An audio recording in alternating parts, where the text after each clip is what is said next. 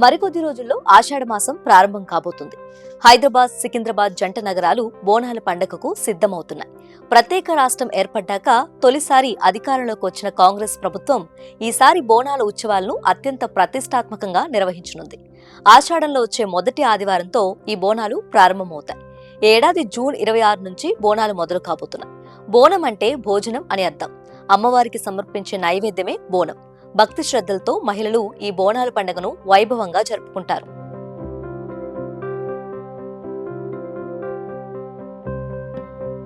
పురాణాల ప్రకారం ఆషాఢ మాసంలో అమ్మవారు తన పుట్టింటికి వెళ్తుందని నమ్ముతారు. అందుకే ఈ పండుగ సమయంలో పెళ్లైన ఆడపిల్లలు తమ పుట్టింటికి వస్తారు. అమ్మవారిని తమ కూతురుగా భావించి భక్తి శ్రద్ధలతో నైవేద్యాలు చేసి సమర్పిస్తారు. కొత్త కుండ లేదా ఇత్తడి కుండలో పాలు, బెల్లం, బియ్యం వేసి పరమాన్నాన్ని నైవేద్యంగా చేస్తారు. వేప ఆకులు, పసుపు, కుంకుమతో కుండను అలంకరించి ఆ బోనాన్ని నైవేద్యంగా అమ్మవారికి సమర్పిస్తారు. గ్రామదేవతలైన ఎల్లమ్మ, పోచమ్మ, మైసమ్మ, ముత్యాలమ్మ, పెద్దమ్మ, పోలేరమ్మ, అంకాలమ్మ, మారెమ్మ, నూకాలమ్మ మొదలైన రూపాల్లో అమ్మవారిని కొలుస్తారు.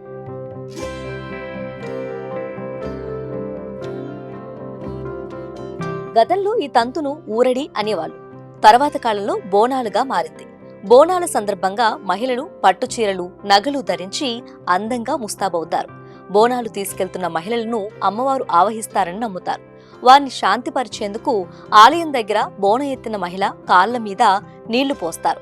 బోనాల పండుగ వేళ దుష్టశక్తులను పారద్రోలేందుకు పూర్వం దున్నపోతును ఆలయంలో బలి ఇచ్చేవారు. ఇప్పుడు వాటికి బదులుగా కోడి పుంజులను బలివ్వటం ఆనవాయితీగా వచ్చింది.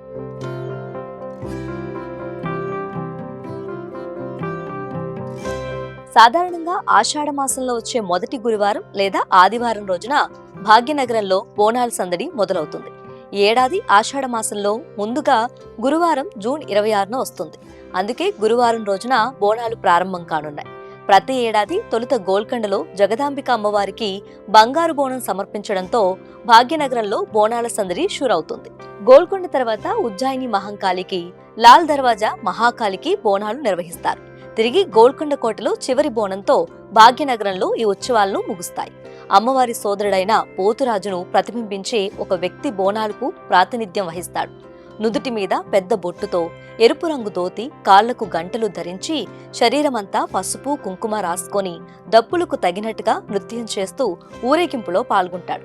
ఇతన్ని పూజా కార్యక్రమాలకు ఆరంభకుడిగా భావిస్తారు. పోతురాజు లేకుండా బోనం సందడే లేదు.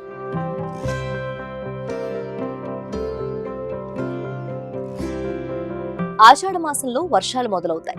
ఒక్కసారిగా వాతావరణం చల్లబట్టడం వల్ల అంటువ్యాధులు ప్రబలడం ఎక్కువగా ఉంటుంది.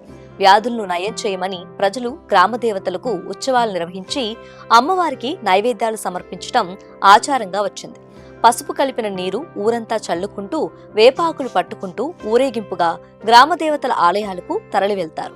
ఇలా చేయడం వల్ల అమ్మవారు శాంతించి వ్యాధులు ప్రబలకుండా అడ్డుకుంటుందని ప్రజల విశ్వాసం. అందుకే ఈ బోనాలు జరుపుకుంటారు. ఇందులో ఉపయోగించే పసుపు, వేపాకులు యాంటీ ఆక్సిడెంట్ లక్షణాలను కలిగి ఉంటాయి.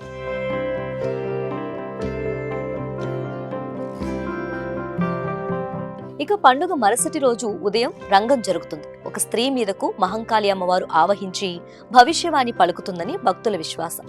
రంగం తర్వాత ఘటం ఉత్సవం జరుగుతుంది. అమ్మవారి ఆకారంగా అలంకరించే రాగి కలశమే ఘటం. ఉత్సవాల మొదటి రోజు నుంచి పూజలు నిర్వహించి ఆఖరి రోజున లాల్ దర్వాజా నుంచి నయాపూల్ వరకు ఊరేగింపుగా తీసుకొచ్చి నిమజ్జనం చేస్తారు. బోనాల సందర్భంగా భాగ్యనగరం ఆధ్యాత్మిక శోభను సంతరించుకుంటుంది. ఆడపడుచులు అందంగా బోనాలను అలంకరించుకొని అమ్మవార్లకు సమర్పిస్తారు. ఈ సమయంలో పోతురాజుల విన్యాసాలు, తొట్టెల ఊరేగింపు, డప్పు చప్పుళ్లు ఇలా ఎటు చూసినా పండుగ వాతావరణమే కనిపిస్తుంది. హైదరాబాద్ లో బోనాలు సమర్పించడానికి, వేడుకలను చూడటానికి ఇతర ప్రాంతాల నుంచి జనాలు పెద్ద ఎత్తున తరలివస్తారు. తెలంగాణ ప్రజలు ఎంతో ఉత్సాహంతో ఈ పండుగను జరుపుకుంటారు. అందుకే ఈ పండుగను తెలంగాణ రాష్ట్ర పండుగగా ప్రకటించింది.